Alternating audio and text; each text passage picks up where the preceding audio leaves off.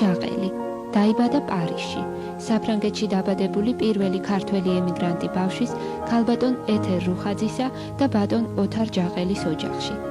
6 წლის იყო ალექსი, როცა ჯაყელების ოჯახი ემიგრაციიდან სამშობლოში დაბრუნდა. შემდეგ იყო შოთა რუსთაველის სახელობის თეატრისა და კინოს ინსტიტუტში სწავლის წლები. აქ მისი ხელმძღვანელი გახლდათ ბატონი თემურ ჩხეიძე. შემდეგ კი გორის გიორგი ერისთავის სახელობის სახელმწიფო დრამატულ თეატრში შემდგარი დებიუტი. დღეს ალექსი ჯაყელი ამ თეატრის სამხატვრო ხელმძღვანელი და მთავარი რეჟისორი გახლავთ.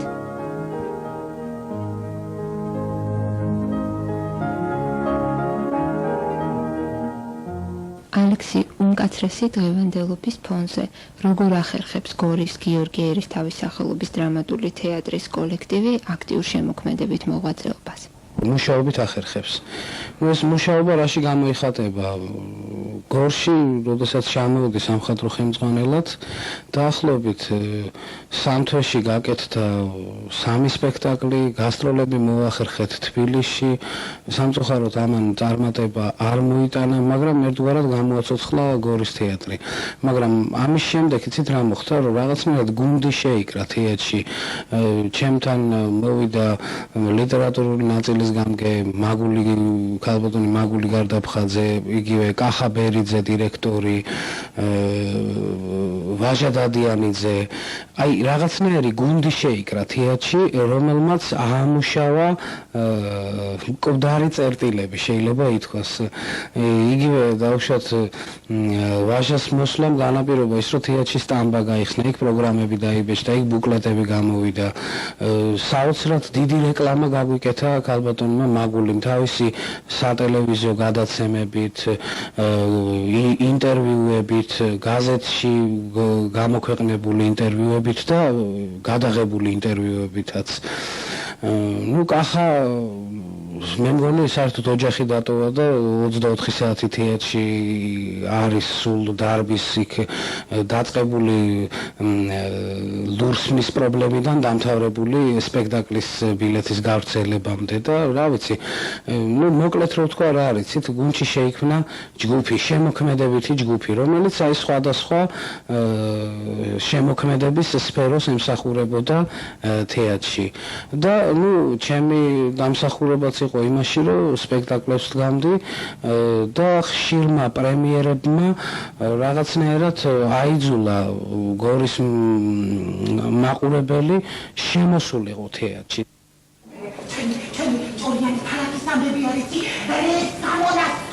რა შავწიები ეს გიჟი ოხერი? აღარ გამწოცა! ზანდა შეისაიდე! თურე ძალიან გეცოდება! ზეგეგე მოწერე! უბიეთ!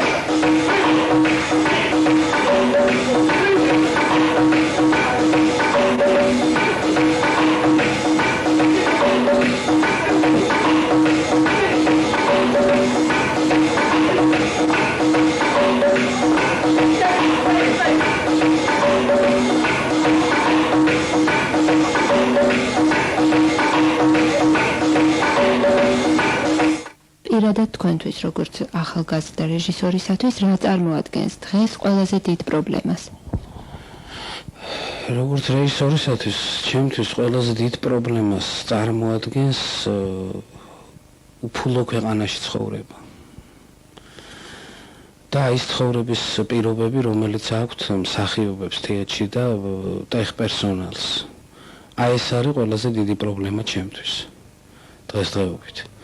იმიტომ რომ აი მე უკვე მეშინია ეს ენთუზიაზმზე, როდემდე შეიძლება დაიკავო თეატრი. მეშინია რაღაცა არ მოხდეს, აი უცებ იცით უკვე კიდე რომ გამძაფრთ ეს მდგომარეობა ჩვენი სახელმწიფოს მდგომარეობა. მე მგონი ვეღარ დავაკავებთ დას, მე მგონი დაგვენგრევა, არა მარტო თეატრი, ბევრი სხვა რაღაცეები. აი პრობლემა არის ფულში, მე ვფიქრობ, ძალიან დიდი პრობლემაა დღეს ფული.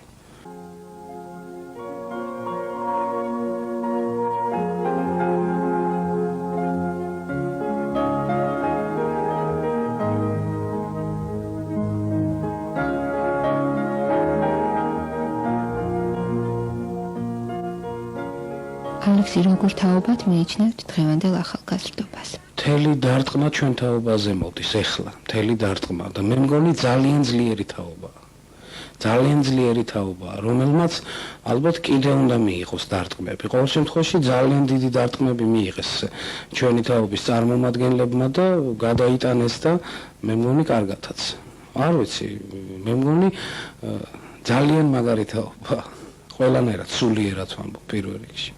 დღეს ქართველი ახალგაზრდების დიდი ნაწილი ცდილობს თავისი ადგილი დაიმკვიდროს საზღვარგარეთ. როგორია თქვენი აზრი ამის თაობაზე? ჩემი აზრი ამის თაობაზე,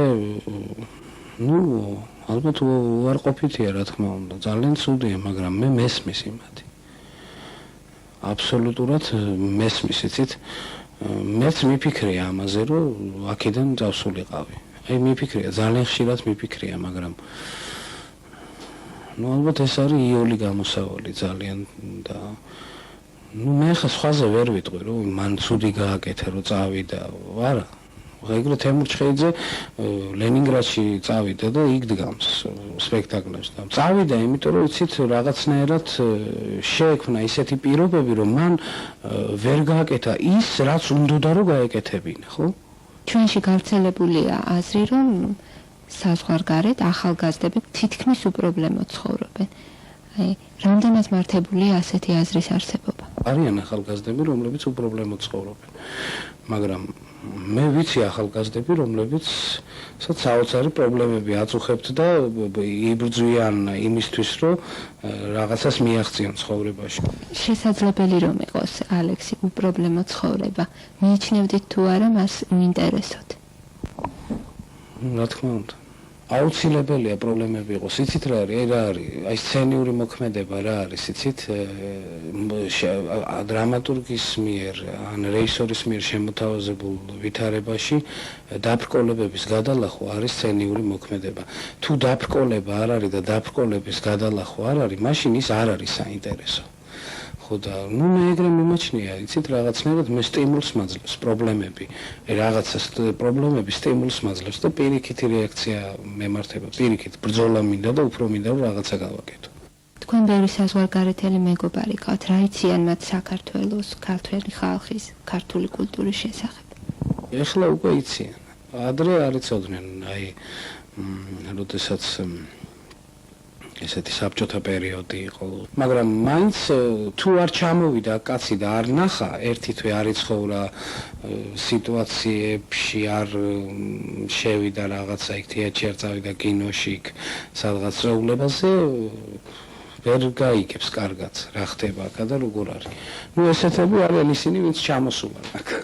და ვინც არ ჩამოსულან, იმათ აქვს წარმოდგენა, ადრე წარმოდგენაც არ ქონია. თქვენ რომ მოგეცეთ საშუალება და ალბათ მოგეცემათ საშუალება საზღვარგარეთ გამგზავრების. აი, რამდენად მართებულად მიიჩნევთ თქვენის მხრიდან გარკვეული ახსნა-განმარტების მიცემას ჩვენში შექმნილი მდგომარეობის თაობაზე? დილეტანტურად ზოგადად კი შეიძლება აუხსნა სიტუაცია ჩემ მეგობარს, ჩემ ახლობელს, ან იმ ახლობელს, რომელიც მე არ მეცოდინება და მკითხავს, მაგრამ ის რომ იქ პრესკონფერენცია ჩავატარო და დაუშვათ ვიღაც რაღაცა უთხრა, ამის უფლებას არ მივცემ ჩემ თავს.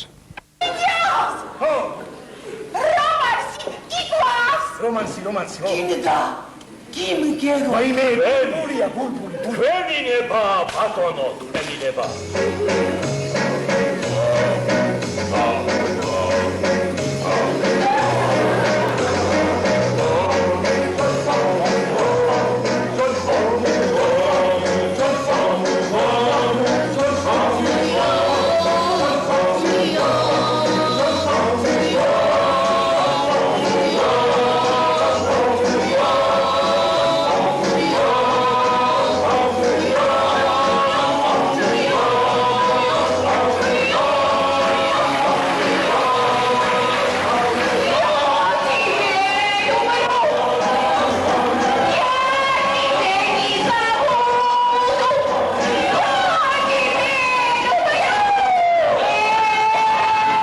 და ჩემი გეგმები მე მივემგზავრები ალბათ საფრანგეთში ნოემბრის ბოლოსთვის.